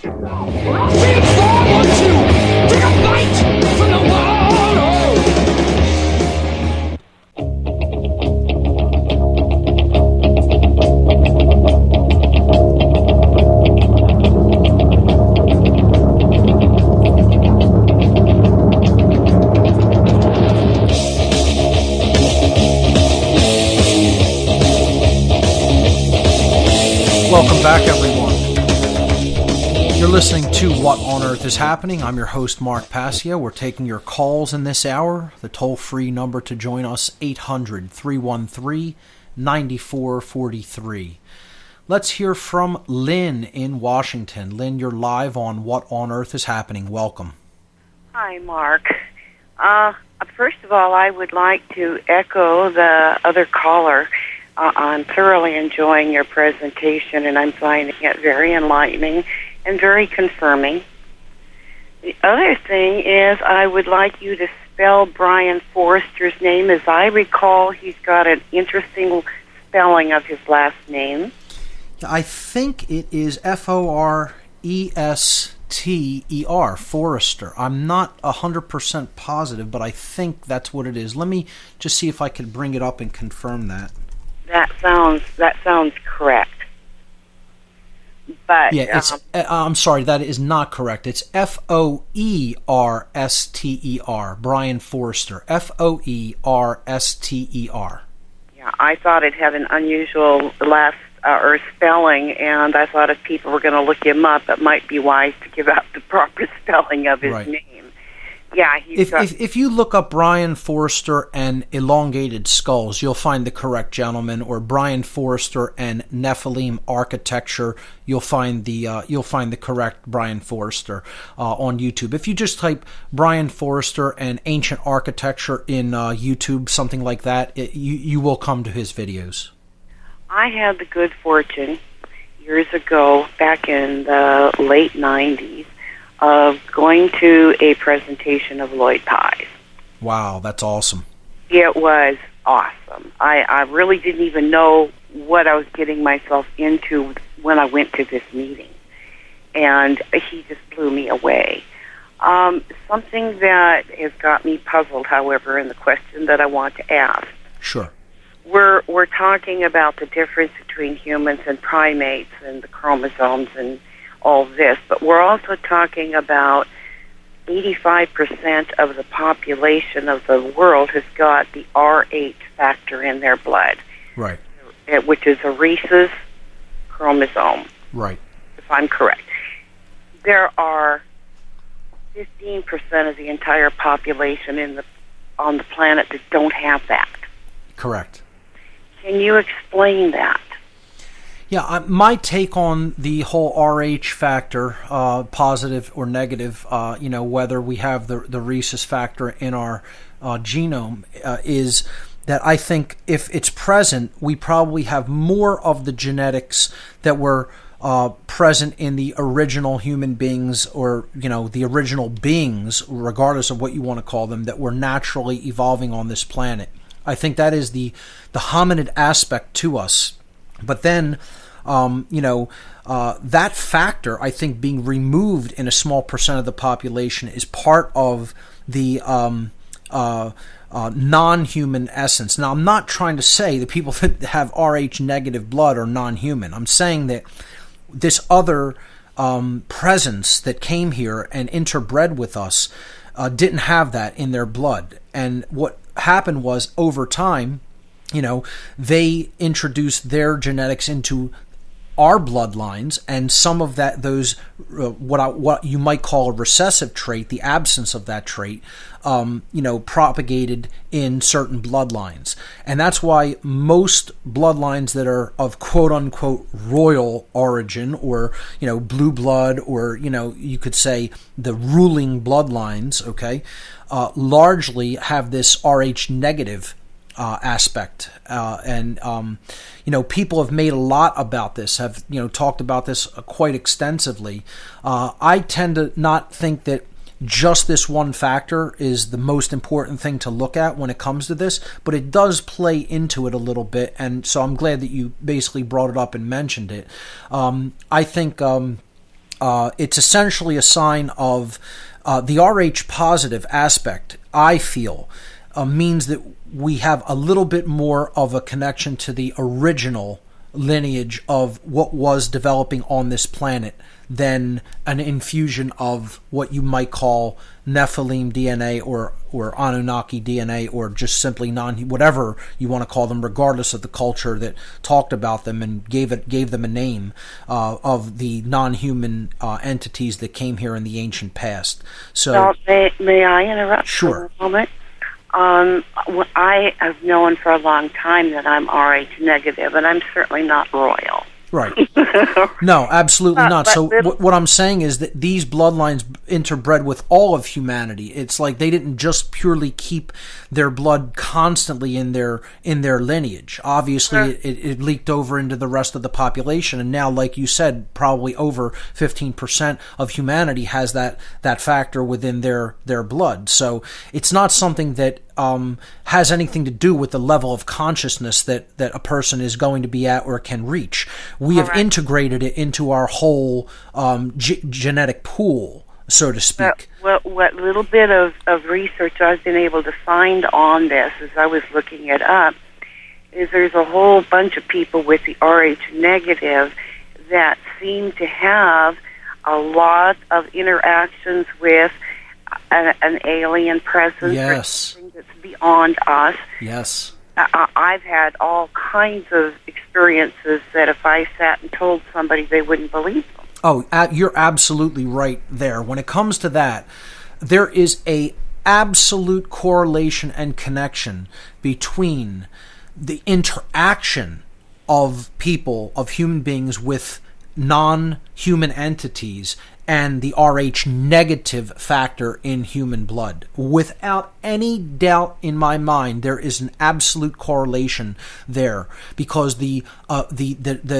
percentages of people that have had abduction-related experiences, or even very strange encounters of some type with non-human entities, and the percent of them that have the Rh negative factor is just compared to how much of the whole percentage of the human population have it, is absolutely off the charts. So there's certainly a correlation there, and I'm glad you mentioned that as well, Lynn. I would like to know if there's more information on that aspect of it that I can look up then. Well, I would say maybe, get involved with a UFO research group in your area. I know that this is a topic that comes up on occasion at the Philadelphia UFO meetup group that's headed up by Chris Augustine. You might want to check out his website. It's aliensthetruth.com. That's a resource I can throw out there just right off the top of my head for you to check out. I'm not sure if he has any articles up on the site about that, but perhaps maybe you can get in touch with him and ask him if he has any other information on that, because I know it's one of the topics that he personally looks into and talks about often at the meetups. And that was aliensthetruth.com. Aliens the Truth. Okay. Just a shout out there for Chris.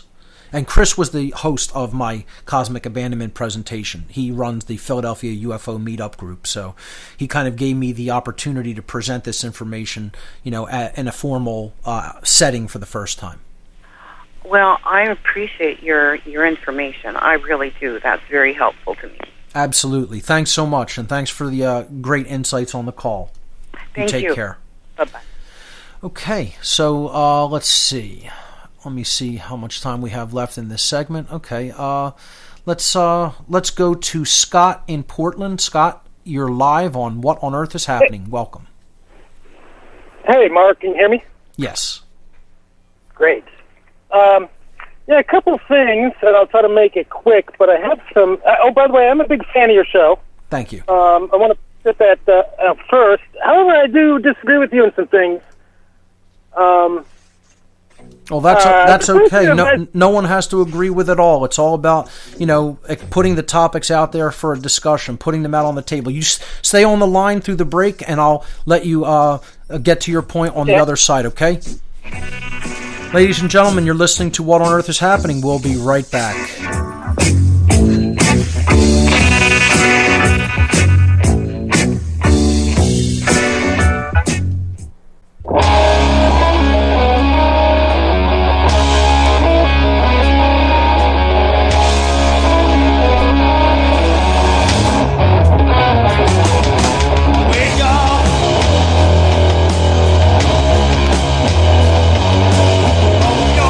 Sleep.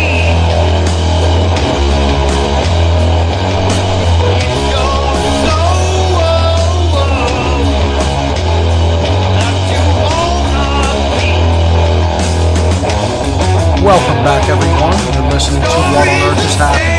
We're taking your calls in this hour. The toll-free number to join us, 800-313-9443.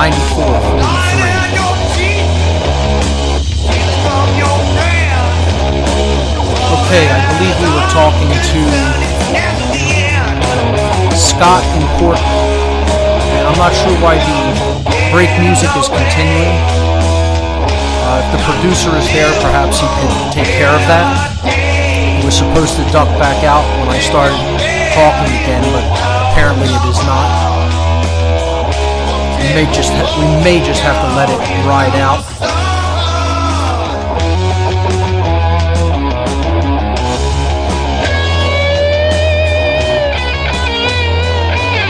Looks like the automation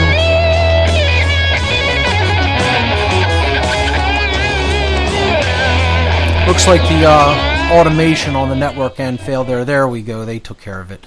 Okay, sorry about that little glitch there, folks. We were talking to Scott in Portland just before the break hit us. Scott, are you still on the line with us? I'm still here, yeah. Okay. Just a heads up, my phone is about to die soon, so we may get cut off. No worries. You go right ahead and get to your point. Yes, great. Platonism.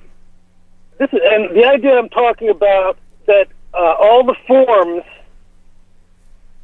Well, let me back up a second. I've long been concerned with assumptions people make and have inherited, and they become unexamined assumptions. Sure.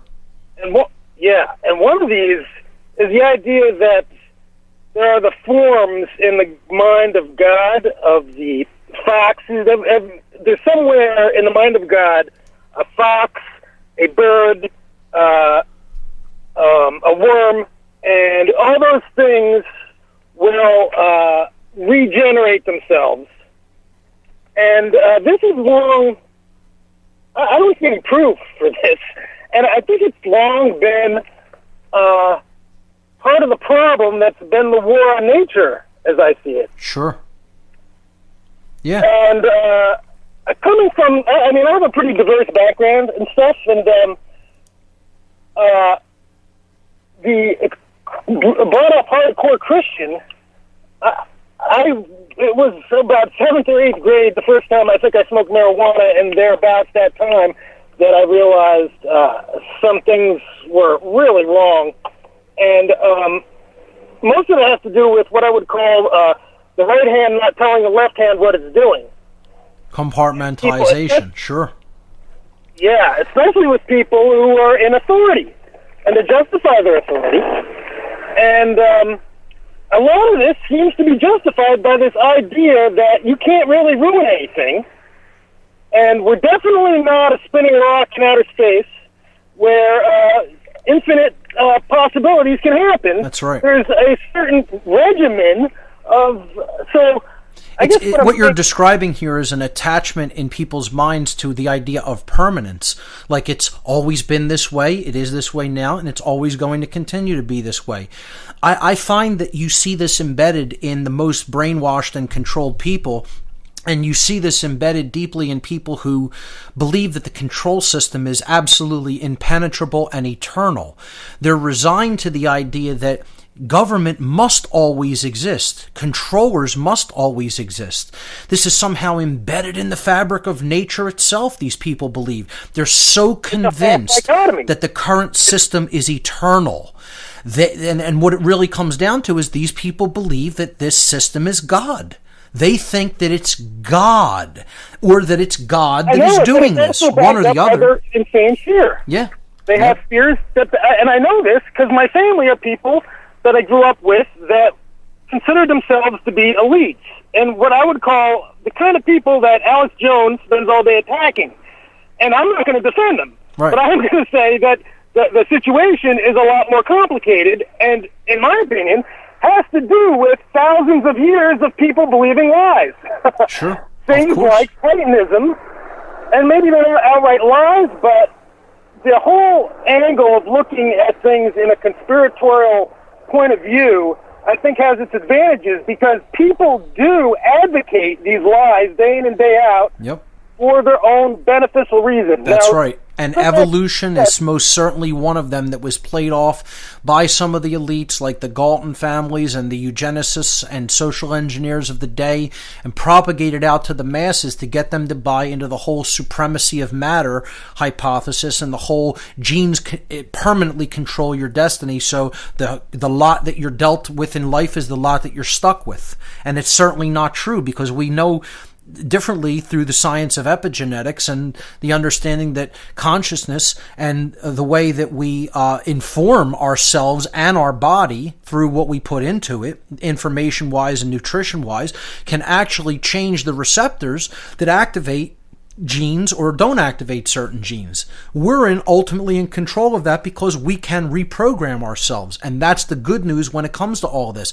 Like I said, no matter how much genetic programming or manipulation has been done, it can never trump the power of consciousness. The power of consciousness is always going to be able to trump that. Yes.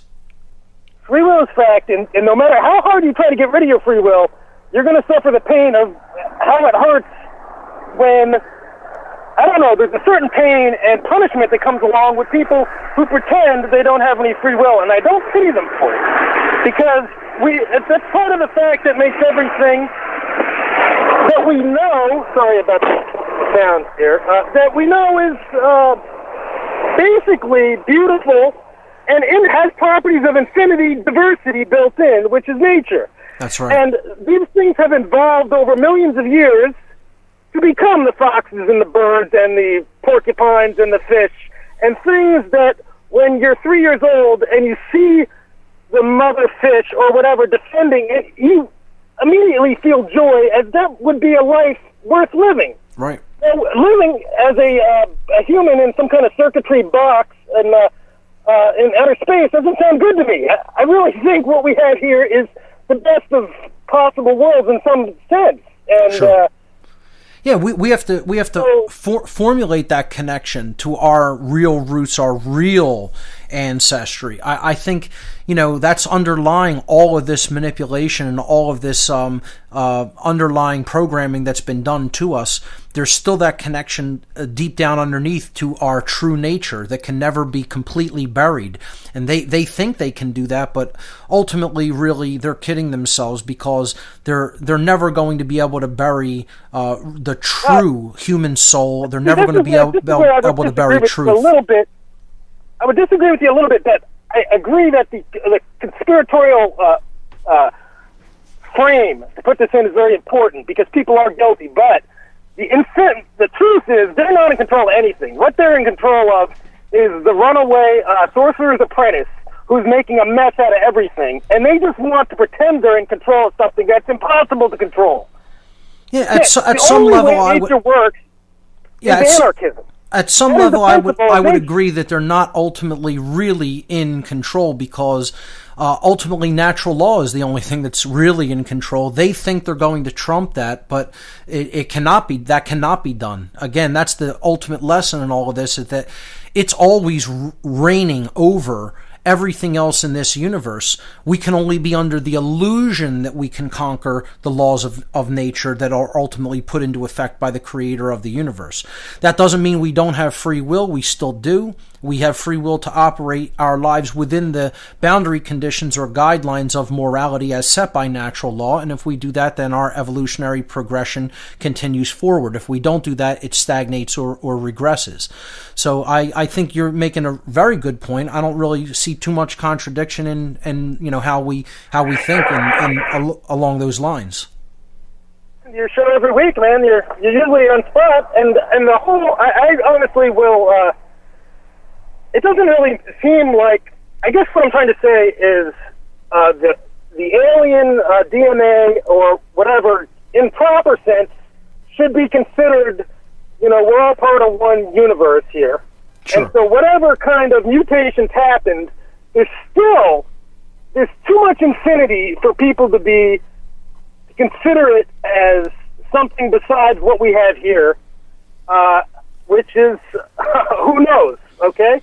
Yeah. See, I agree with that. It's not about purging or totally alienating this, which is why I don't even really like the word alien. And you notice I very rarely use it. I call it just extraterrestrial, meaning not of the Earth, but from another planet or another dimension or another galaxy, who knows. But this is about integration and healing. Ultimately, it's about reconciliation when it all comes down to it, and realizing that we are all one and we are all on the same basic path of development. Great insight, Scott. We'll pick this up on the other side. Stay with us, folks.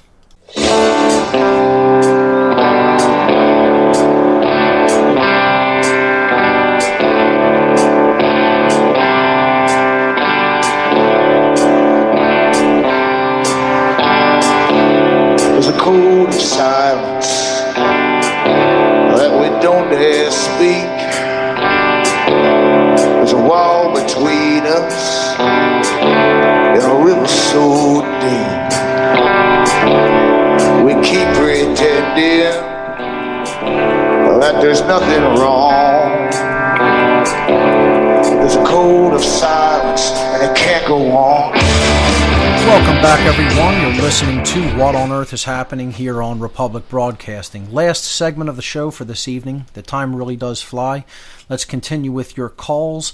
Let's hear from Ryan in Nebraska. Ryan, you're live on What on Earth is Happening. Welcome.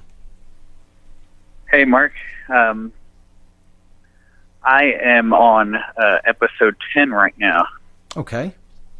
My wife and I, and we're looking at barriers to self-realization. Yes. And we've realized that we're really stuck, in a lot of our, in a lot of the barriers. But one of the things you said was that it takes will. Yes. And I just, if you could expand on that for me, that would be great. Sure. The will is the ordering force within creation. It is what is known as the centropic force that actually pushes evolutionary progress in consciousness forward. Okay? Unless you get in touch with that underlying force that is present not only in yourself, but it is present in all of nature, in everything in creation. It is the will of creation. It is the force that is actually the will of creation. What creation is trying to will into effect and wants. It has a desire. It wants to progress in its own understanding. It wants to progress in its own complexity. It wants to progress in its own knowledge of itself. Okay? And what the human being's will, lowercase w, needs to align with is that greater force of will, capital W. When you align those things and there's no contradiction between those two seemingly different concepts of will, okay? One you could look at as the desire of the self on a lower level, the individuated self, and one you could look at as the desire of all creation, okay? When you actually align those two, the force that is actually underlying in nature, that is there and moving all of the entire universe forward, actually works with you. You could say it the opposite way. You could say you work with it. You're no longer trying to buck that force. You are actually stepping into the slipstream of that force by aligning yourself to that force. Okay? And when you do that, that's creates total self-empowerment. You're no longer actually working against yourself. You're no longer acting as your own enemy in this world when you align yourself to that force. Understanding what it is the first thing. To understand that we are here for a purpose, and that purpose is to learn and grow in consciousness. When you understand that, that's the first step towards starting to align your will with that higher capital W will, okay, that is inherent in nature. And again, that's desire. It's part of care. It's care for truth. It's care for what is right. It's care for development of knowledge. If you've already started along that path, that care is present. So there's a certain amount of will present. Now you have to nurture it and work with it and be persistent. See, that's where, we look at will as only something like that. Do you have the will to get through this? Do you have the will to do this? It's more than even just persistence. It's persistence and care aligned together. So there's a feminine and a masculine component within that higher will that we have to develop. That's really what I would consider, true will, or what has been called in, other occult systems or other transformational systems. It has been referred to as thelema, which is the word for will in the ancient Greek language. I hope that explains what I consider the true will to be. Yeah, it does. Thank you. Thank you so much for your work, too. Sure. And like I said, the more you look into this information and the more you continue to nurture the desire to move forward in your own evolutionary progress and consciousness, the more of that will you will build up within yourself, and the more you'll align yourself to that underlying force in nature, which is what I've called the syntropic force, or in other words, the ordering force that counters the force of entropy or chaos in this world and actually orders things toward more complexity, more understanding, more knowledge, more care, more morality, more growth and development in consciousness. The more you do that, the smoother that process becomes. So I just from what you've said here tonight, that you're looking into this and you want to go further, I could tell you're already on that path. So keep that up and just keep moving forward. All right. I had one other thing I wanted to ask you. Go right ahead. Seeing how I'm listening to stuff from 2010, it's now 2014. Yes. In 2010, you seemed a bit pessimistic, and you just continually are saying, the path we're headed down is we're going to go fall deeper into the system of control. Has your opinion changed on that at all? Not drastically. I don't think we're anywhere near a number to facilitate a quantum shift in our what we're creating in our reality. We're not even anywhere close to that number. And I don't say that, please don't take that as just total negativity. I don't say that because I'm trying to discourage anybody. I'm saying that because I'm trying to be honest and answer the person's question as I see things. Okay, I don't see things turning around. I look out the door and I see 100% totally unconscious human beings everywhere, all around me, in massive, massive droves. And I'm telling you, it is a numbers thing. This is another thing the New Age movement has wrong. Okay, epigenetics and consciousness works through numbers. It works through amount of people. It does this whole thing, this whole lie about it only takes a very small number of people to push consciousness into a transformation is a lie. It takes numbers of people to do that, because the more people that think the opposite way, they're people who are trying to counteract that dynamic of actually moving forward in consciousness. And the reason that consciousness hasn't moved past where it's at is because too many people are unconscious and holding it back. I mean, it's just it's an absolute physics numbers game. To move a mass, you need a certain amount of force to move it. And that's just how it works. And it works the same way in consciousness, just like it does in the physical domain. We're nowhere near that amount. And I'm just being honest. So can we get to that? Yes, absolutely we can. But see, possibility is there. The question is, do we will that to happen? How many people are truly stepping into that alignment with the higher will? Do I see a lot of people doing that? No. Do I see some people doing it? Yes, absolutely. I wouldn't even bother to continue doing it if I didn't see the possibility is there. Can it be changed? Yes, it can be changed. Still, at this late hour, I feel it can be changed. Do I feel we're well on the way to doing that? Not even close. We have to exert so much more willpower, so much more effort, so much more persistence. We have to develop so much more care for truth and freedom, and completely unlearn what we have supposedly learned and we're holding on to, and it's completely wrong information. And that's what I call negative knowledge. We're not even in a place of any knowledge. We're in a place where we have no knowledge and we're still stuck on negative beliefs that aren't true. You know, we have to move so far past that dynamic that it's scarcely conceivable where we're at to where we need to get to. You know, and I'm just being honest. And you should not take that as a discouragement. You should continue to move forward in your understanding, even knowing that that's my position even now. You know, I'm just one person, and that's my position. That's my opinion. That's where I see it right now. I have to concede. Could I be wrong? Sure. But from an educated guest perspective, I have to tell you, humanity is nowhere near solving the problems that we are up against when it comes to our freedom being destroyed. And if we want to solve that problem, we have to learn the truth, we have to step into that dynamic, and we have to exercise a whole lot more will and persistence to change. And I think that's only being done in a very tiny fraction of human beings right now. Can that change in the future? It absolutely can change. And I think more people are coming online to it, but still too slowly.